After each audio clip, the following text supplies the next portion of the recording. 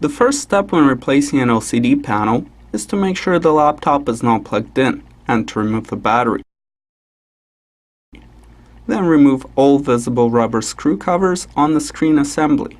Once done, go ahead and remove all the screws attaching the bezel to the top cover.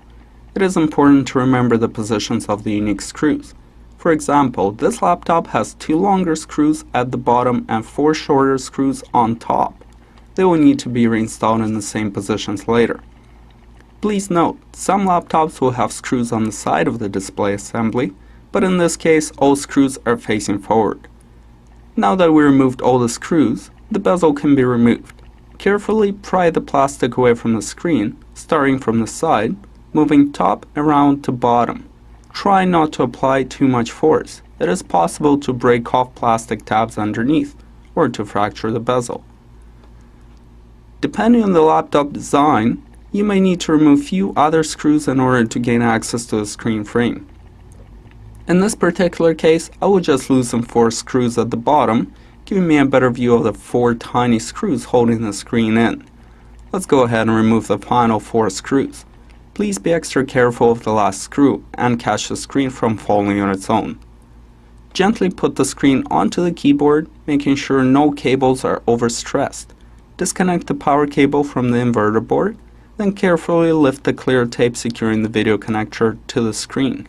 Disconnect the video cable, leaving the clear and any other tape on it. Carefully discard the old panel. If the replacement screen does not have any protective film, cover the keyboard with a cloth or a paper towel. Otherwise, put the new screen on the keyboard and reattach the power cable to the inverter. Then reconnect the video cable and secure old tape. It is very important not to force any of the connections. If aligned properly, good fit should be achieved fairly easy. Lift the screen back up to line it up with the frame and secure the 4 tiny screws starting from the top. Remove any protective film from the screen. Refasten all other screws. At this point, it is safe to test out the new screen. Go ahead and connect the AC adapter and hit power. Once the screen lights up and the startup graphics appear, you'll know if the screen is properly installed and working.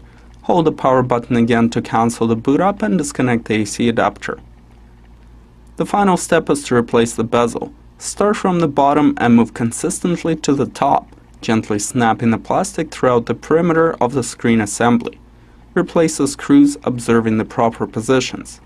Reinstall the screw covers and voila, you're done.